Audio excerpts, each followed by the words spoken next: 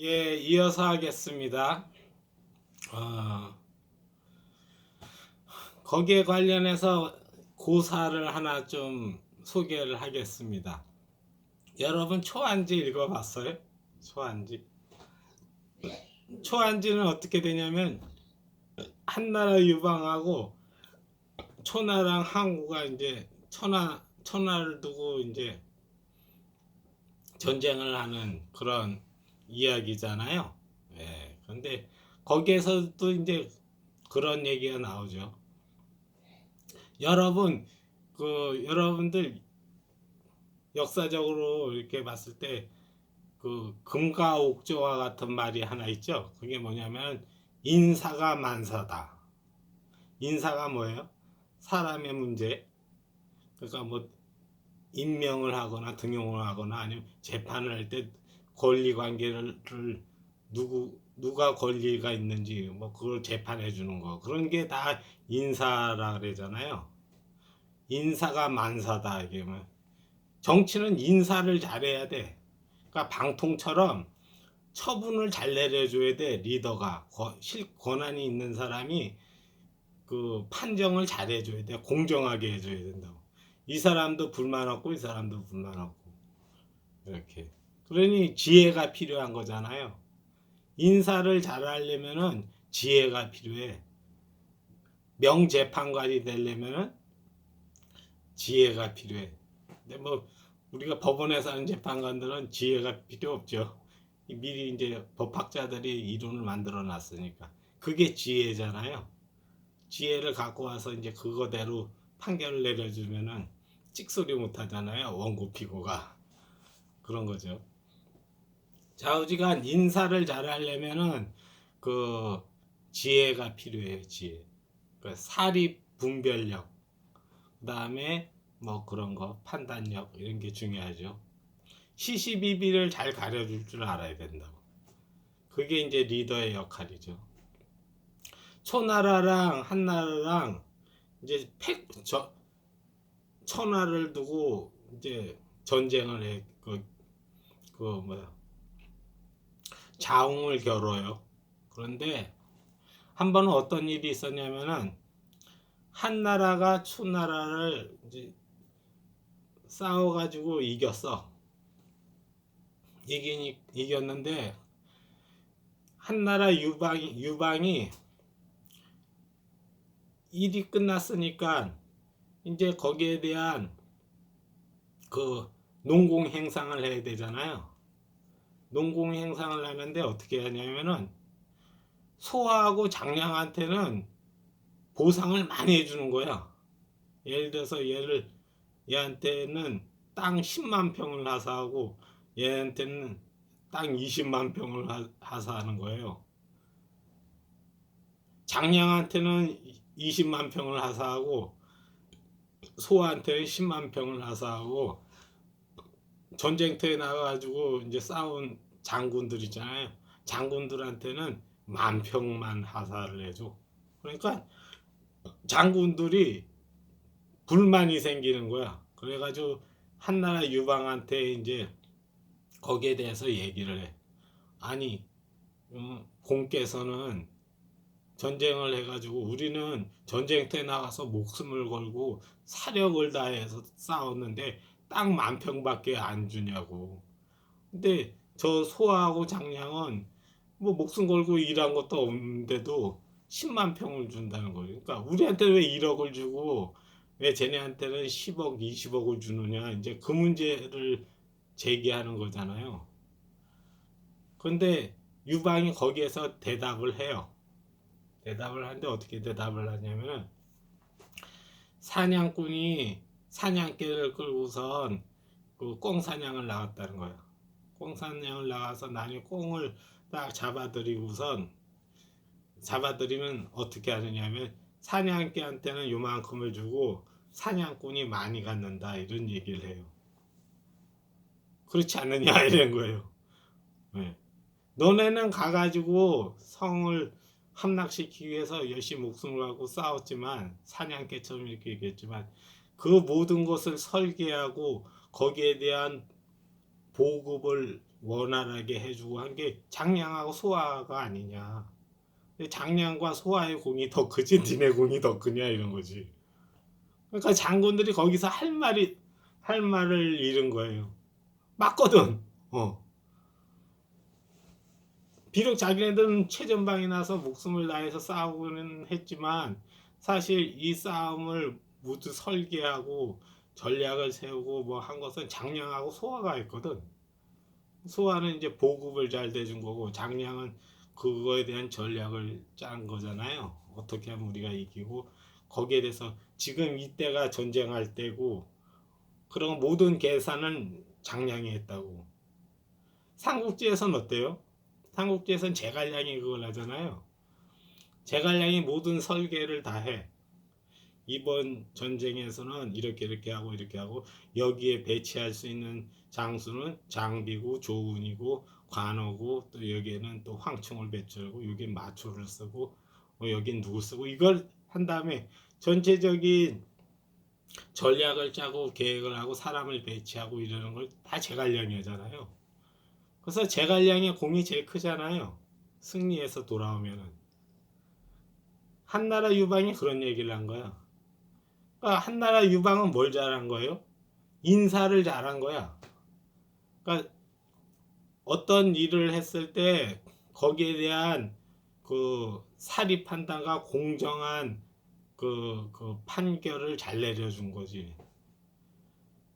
그런 나라는요 흥해요. 근데 인사를 개판으로 하면 어떻게 되는 거예요? 잘한 사람이 푸대접 받고 못한 사람이 높은 상을 받고 이러면 어떻게 돼? 그 집단은 망하는 거라고. 그 집단은. 그렇잖아요. 자유당 지금 국민의힘이 어때요? 역대 최약체의 야당이에요. 왜 그래요? 인사가 잘못된 거야. 유능한 사람들은 못 들어오게 하고 그 찌꺼기들 뜨레기 같은 것들 아무 쓸모도 없는 사람들을 구성을 했죠. 팀을 그렇게 구성을 했잖아요. 그래서 지금 어떻게 된 거예요? 문재인 정부랑 민주당이 야당 보기 좋다는 얘기가 뭐예요? 잘하는 건 별로 없는데 얘네들이 워낙 최약체 팀이니까 얘네들이 반사의 이익을 본다 그런 얘기를 하는 거잖아요. 이게 다 공정성이 무너져서 그래. 공정성이 무너져서. 제가 오늘 방송에 첫 얘기한 것 중에 한 게 뭐였냐면은 선결제 거래 그 다음에 뭐죠? 선결제 거래 현찰받치기로 거래를 하는 경우 그 다음 뭐예요? 후불제 외상거래 이렇죠. 선결제 현장받치기 그 다음에 후결제 이렇잖아요. 대부분 그 공동체가 잘 되는 공동체 그 살기 좋은 공동체 발전하는 공동체는 어떠냐면요. 후결제예요. 후결제를 하더라도 불만이 없어 사람들이. 왜 불만이 없을까요? 내가 먼저 일을 해주고 나중에 결제를 받는 건데 그런데도 불만이 없어. 왜 그래요? 공동체를 신뢰한다는 거지. 이 사람들이 공정하게 평가해 줄 거다. 아까 유방이 했듯이 인사를 잘해 줄 거다. 농공행상을 잘해 줄 거다. 그러면 어떻게 되는 거예요? 열심히 자기 하는 거야. 어차피 이제 공정하게 그 보상을 해줄 거니까. 내가 열심히 잘해서 공을 세우면은 이 사람들이 내가 이런 공을 세웠습니다 하고 보고를 하면 당신 그런 공을 세웠구나. 그럼 거기에 합당한 상을 내리겠다. 이렇게 하잖아요. 그런 시스템이 돼 있으면은 그런 문화가 돼 있으면은 그럼 이 공동체는 발전하는 거예요. 굉장히 성장 가능성이 있는 거예요. 근데 이 집단은 어떠냐면은 후결제로는 못 해주겠다는 것이 후결제로는 현장 박치기를 하든가 아니면 네가 먼저 나한테 해줘야 내가 일을 해주겠다 이런 거죠. 이렇게 이에 대한 아주 적절한 사례가 하나 있습니다.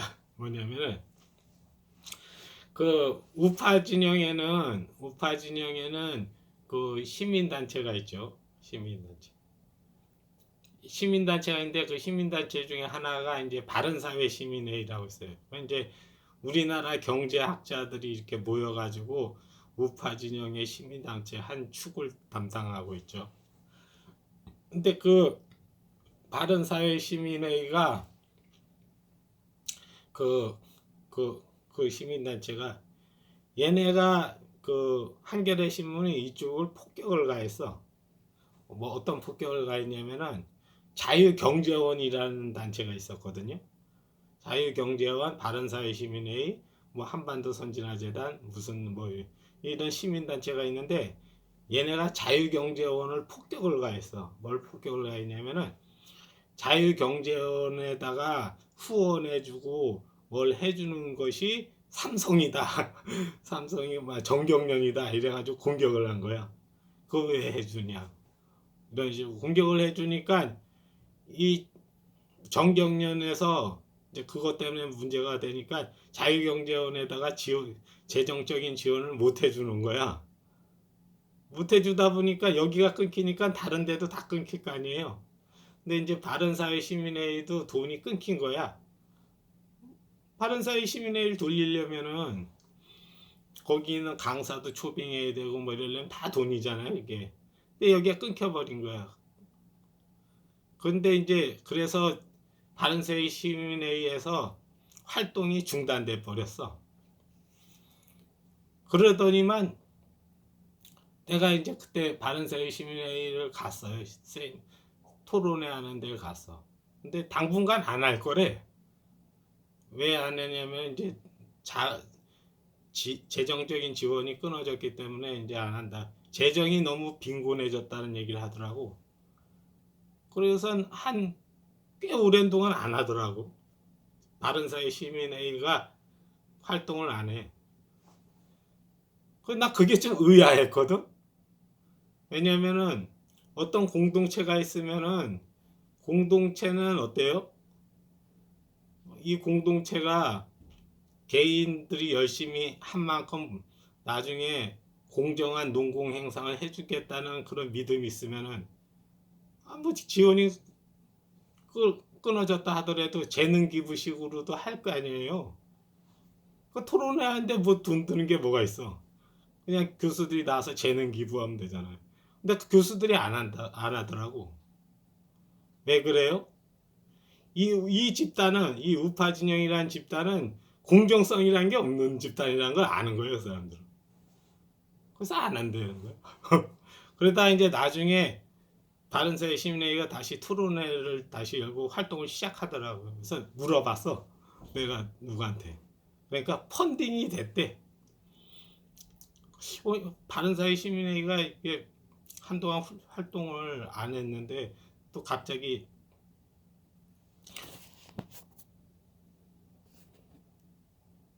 이게 된 건가? 갑자기 전화가 와서 계속 하고 있는 거죠.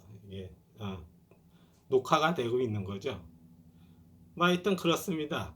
그래서 그 무엇이냐. 그러더니만 펀딩이 됐대. 그러니까 이제 돈이 다시 들어오기 시작했다는 거지. 그건 뭐예요?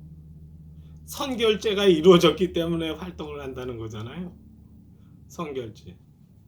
그만큼 이 공동체에서의 공동체가 가지고 있어야 될 공정성이라는 게 이 집단은 없다고 생각하는 거야. 많은 사람들이.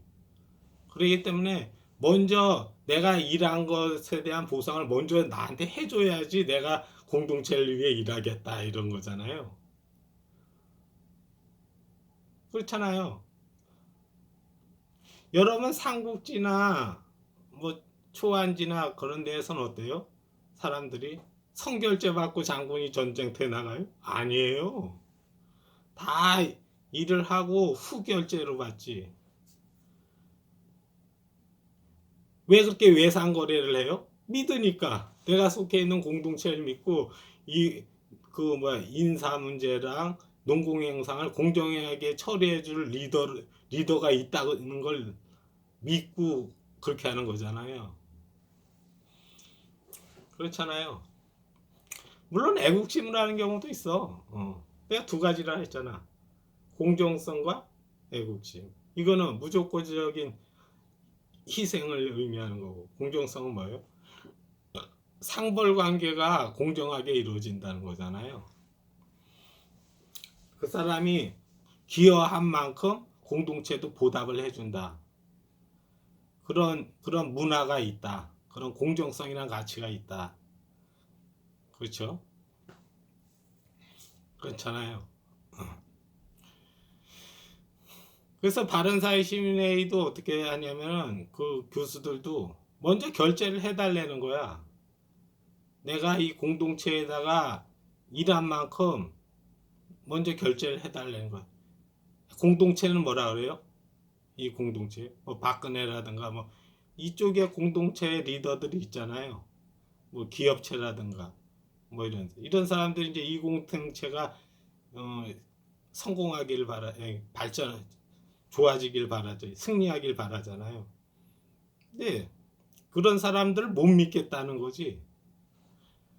못 믿으니까 외상거래는 안 된다는 거지. 워낙 공정성이 허물어지면요 그런 현상이 나타나요. 내가 먼저 일을 해주고 나중에 국가가 내가 노력한 것을 알아주겠지. 내가 헌신하고 기여한 걸 알아주겠지. 그래야 정상적인 국가고 정상적인 공동체인 거예요. 그러기 위해서 중요한 게 공정성이라는 무형의 가치가 중요한 거라고.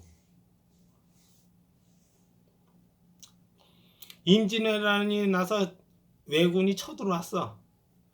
왜군이 쳐들어왔는데 거기에 있는 그 백성들이 궁궐에 불을 질러버려. 왜 그래요? 궁궐에 불을 질러. 왜 그래요? 불만이 많아서 불을 지르는 거잖아요. 의병들이 일어나가지고 막 항거를 했어요. 그 사람들 왜 항거를 했어요? 선조가 이뻐서? 선조가 존경서? 아니에요. 자기 누이가 자기 처자식이 얘네들한테 목숨을 잃었어. 그것 때문에 일어난 거예요. 선조에 대한 충성심으로 일어난 게 아니라고. 그렇잖아요. 뭐 그런 경우도 있지만 보통 공동체가 잘 되려면요. 그 공동체를 위하는 애국심이 있어야 되고 공정성이라는 것이 확보되어 있어야 돼. 공동체에 대한 사랑, 그 다음에 공정성. 근데 우파 진영은 공정성이라는 게 훼손돼 버린 거야. 제가 그 새누리당, 한나라당 때 입당해가지고 그 때까지 있었어요. 10몇 년을 있었던 것 같아. 10몇 년을 있었는데 그 자유한국당 국회의원들이나 주위에 있는 사람은 나를 비웃어요. 왜 비웃는지 알아요? 에이, 전 병신이다는 거예요. 왜 병신이냐면 자유한국당은 그 리더한테 눈도장을 찍고 아주 이거를 받아야지 진박 감별에 통과해야지 상이 돌아가는 그런 시스템인데 성진이 저 새끼는 그렇게 하지 않거든. 뭐 공동체에다 기여를 하려 그러지 뭐 박근혜한테 뭐 이렇게 눈도장 받으려 신임 받으려고 하지 않거든. 그러니까 넌 백날 해봐야 소용없다 이런 거지. 그러니까 사람들이 다 나를 비웃죠. 알게 모르게. 겉으로는 얘기를 하려니까 속으로 얼마나 비웃었겠어요. 이쪽 세계는 이쪽 집단은 네가 생각하는 것처럼 그렇게 돌아가는 집단이 아니라는 거예요. 열심히 해서 당에 기여하고 이러는 것보다 박근혜 눈에 들어야 되는 거, 거기에서 승부가 갈리는 거지. 공천을 딸 수 있느냐 따지 못하느냐는 박근혜한테 걸려 있는 거지. 네가 아무리 뭐 우파 진영에서 뭐 점수를 많이 내고 상대방을 많이 해가지고 경기를 뛰어서 이기고 그거 아무 소용없다는 거예요. 오직 박근혜 눈에 잘 드느냐, 박근혜 입맛에 맞느냐 거기에 결정돼 있다는. 그러니까 이런 시스템이니까 안 망할래 안 망할 수가 없는 거예요. 그래서 옛날 역사에 뭐라 그래요? 상벌을 내릴 때는 농공 행상할 때는 사사로이 해서는 안 된다는 얘기를 옛날에 아주 현명한 재상들, 현명한 신하들이 누누이 했던 얘기거든. 근데 박근혜는 그걸 안 지켜. 상벌을 사사롭게 내려. 자기 비에 잘 맞으면은 주고 비에 안 맞으면은 아무리 공동체에 큰 기여를 했어도 잘라버리고 커트 탈락시키고 이러잖아요. 그렇잖아요. 그래서 지금 국민의힘이 역대 최약체의 야당 팀이 된 거야. 얘네가 한국 국가대표, 민주당이 한국 국가대표 축구팀이라면은 여기는 국민의힘은 중국 국가대표 축구팀이 된 거예요. 게임이 안 되는 거지. 그렇잖아요. 그래서 공정성이 중요한 거예요. 공정성은 결국은 공동체를 살리고 리더를 살리고 그 공동체의 발전을 위한 거예요. 그러니까 공정성이라는 게 그래서 중요한 거라고. 공정성이 훼손되니까 어떻게 되는 거예요? 국민의힘이 역대 최약체 야당팀이 된 거고, 그 리더, 그 당시에 리더였던 당대표이고 뭐 대통령이었던 박근혜는 깜빵 가고, 그래서 공동체가 완전히 멸망하는 거잖아요.